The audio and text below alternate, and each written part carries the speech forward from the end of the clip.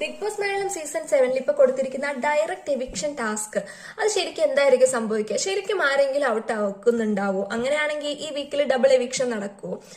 എനിക്ക് തോന്നുന്നില്ല ഇവര് ഒരാളെ ഔട്ട് ആക്കുമെന്നുള്ളത്. ഒന്നാമത്തെ കാര്യം, കട്ടിലെ ഇങ്ങനെ കിടത്തിക്കൊണ്ട് എടുത്തോണ്ട് പോവാ, ആരും അനക്കാതെ എടുത്തോണ്ട് പോവാന്നൊക്കെ പറയുന്നത് എനിക്ക് തോന്നുന്നില്ല ഒരാള് അറിയാതിരിക്കുമെന്ന് തോന്നുന്നില്ല. പിന്നെ അത്രമേൽ ബോധം കെട്ട് ഉറങ്ങുന്നവർ മാത്രമാണ് അങ്ങനെ അറിയാതെ പോവാൻ ചാൻസ് ഉള്ളൂ. പക്ഷെ ഇവിടെ പലരും അവിടെ ഇവിടെയൊക്കെ സംസാരിക്കുന്നവരും എന്താ പറയാ, അവർക്ക് ഇങ്ങനെ ഔട്ടാക്കാൻ താല്പര്യമില്ല. എത്രയോ ദിവസത്തെ പ്രിപ്പറേഷനിലൂടെയൊക്കെ അല്ലെങ്കിൽ ഇത്ര കുറെ ഡ്രസ്സും ഒക്കെ കൊണ്ട് മാരിക്കെട്ടി വന്ന ആൾക്കാർ കുറെ സ്വപ്നങ്ങളായിട്ട് വന്നവരാണ്.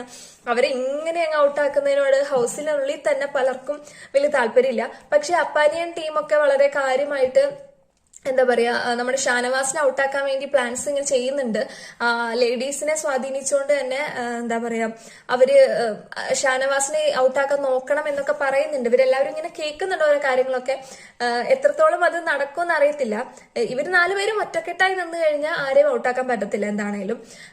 അപ്പോ ഇവര് 3 പേര് ഒന്നിച്ച് കൂട്ടം ചേർന്ന് ഒരാളെ ഔട്ടാക്കാൻ നോക്കുമെന്ന് നമുക്ക് നോക്കാം. പിന്നെ ഇത് ഒന്നും ചെയ്തില്ലെങ്കിൽ ഉറപ്പായിട്ടും ഇത് ക്വസ്റ്റ്യൻ ചെയ്യും. ലാലട്ടൻ വരും മിക്കവാറും ഇത്തവണത്തെ ഒരു സീസണിന്റെ ഒരു ഫ്ലോ വെച്ചിട്ട് ലാലട്ടൻ വരുമ്പോൾ എന്താണേലും ചോദിക്കും, നിങ്ങൾക്ക് ആ ടാസ്ക് വന്നിട്ട് നിങ്ങൾ എന്ത് ചെയ്തു എന്നുള്ളൊരു ക്വസ്റ്റ്യൻ ഉറപ്പായിട്ടും വരും.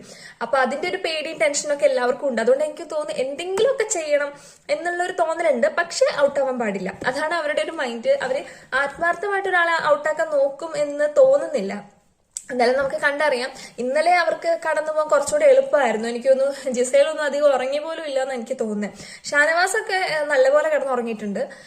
അപ്പോൾ എല്ലാവർക്കും ഉറക്കം വരുന്നുണ്ടെങ്കിലും ഇന്നലെ ഒരു ദിവസം പിടിച്ചു നിൽക്കാൻ കുറച്ചുകൂടി എളുപ്പമാണ്. ഇന്ന് അവർ കുറച്ചുകൂടെ ടയേർഡായിരിക്കും. മനുഷ്യനെ ഉറങ്ങാതെ ഫ്രണ്ടിലോട്ട് പോകുന്നതോറും നല്ല ടയർഡ്നെസ് ഉണ്ടായിരിക്കും. അപ്പൊ ഇന്നത്തെ ദിവസം അവർ എങ്ങനെയാണ് അതിജീവിക്കുന്നത് എന്നുള്ളത് നമുക്ക് കണ്ടറിയാം.